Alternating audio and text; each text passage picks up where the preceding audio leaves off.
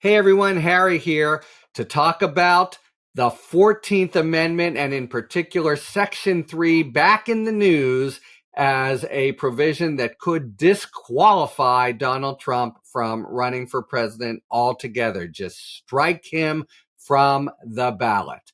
All right, why is this back in the news? Because all of a sudden it's getting serious attention from political officials, not just constitutional law professors. We have just in the last 24 hours, Tim Kaine, who ran for vice president, saying, looks like a strong argument to me. I really see something there. Adam Schiff saying this seems to fit Trump like a T. The Secretary of State of Michigan saying we're really looking into this and looking into taking Trump off the ballot. So now, we live in really strange times where really weedy and nerdy constitutional provisions are floating atop our whole political discourse. Okay, quick reminder about what this provision says. It's the 14th Amendment, passed in the wake of the Civil War, totally overhauls the state-federal balance. It's the reason why states have to hew the same constitutional lines as the federal government. And then right in the middle is a provision that people hadn't really thought much about before the era of Trump. And it says, if somebody takes an oath to the Constitution and proceeds to incite or aid insurrection, that is the overthrow or obstruction by force of constitutional rule, they can't be a federal official anymore. Sensible enough, and you can see why it was passed in the wake of the Civil War when so many people who were maybe going to be coming back to Congress had done just that, had, sworn an oath to the Confederacy and fought a civil war or aided a civil war against the Union. And at first, Congress employed it a lot, then passed a statute saying we won't do it anymore, but still, they used it in the 20th century to bar a member of Congress, and B, it's on the books. There are very few qualifications in the Constitution for president. Got to be 35, got to be U.S. born, and this is one. You got to have not engaged in this behavior. Okay, so the political focus is actually spurred by some scholarly focus by a couple conservatives who've written an influential Law Review article, by Larry Tribe and Michael Ludig, who've been on the hustings about this. And they're saying this is a self-executing provision.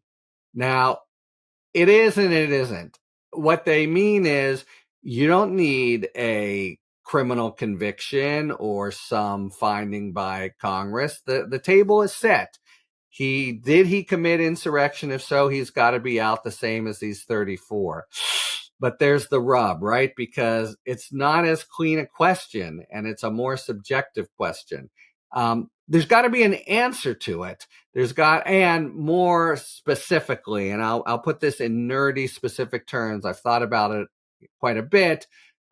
Basically, there has to be an institution in society that has the authority to decide authoritatively, does this provision fit Donald Trump?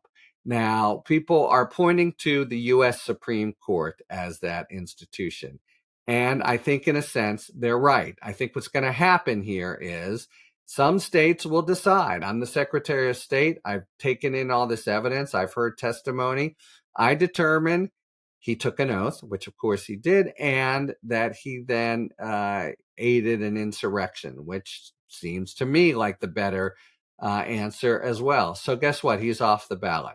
Then, in the tried and true way of the U.S., Trump Organization will sue, the battle will be joined, and it will make its way up, hopefully quickly, because we have to determine who's on the ballot in short order, to the U.S. Supreme Court.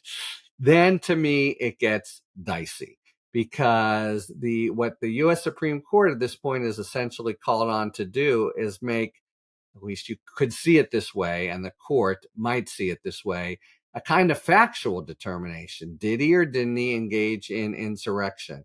And I think there's going to be a strong strain of opinion on the court that says, How do we know? That's not for us to decide. That's for, say, Congress, or maybe they'll say the secretaries of state.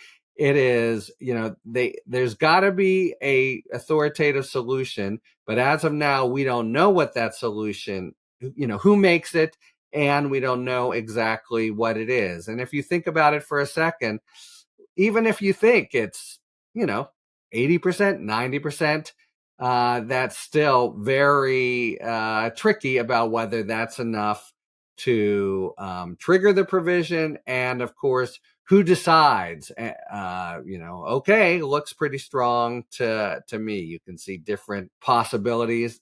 Congress, which is what the Supreme Court might say seems a really lousy possibility because they're politically roiled, and you can expect them never to say that this has been met, even though, there's got to be times when it is. So this is back in the political fray, to repeat. But the big question that it begs until it gets to the Supreme Court is who really does get to decide if the factual predicates of the provision have been met, namely, most importantly, that he engaged in an insurrection.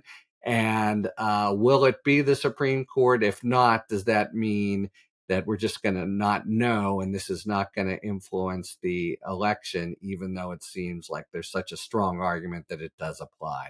So these are really big unanswered questions, and they probably will go to the Supreme Court, probably in time, well before the ballots have been set. And so that's going to be quite the constitutional brouhaha. Stay tuned for that. But just to understand for now, you can see why everyone's thinking about it. But the question that we've really got to know and figure out is who gets to decide. Talk to you later. Thanks for tuning in. If you enjoyed this video and other Talking Feds content, please take a second to like and subscribe. Talk to you later.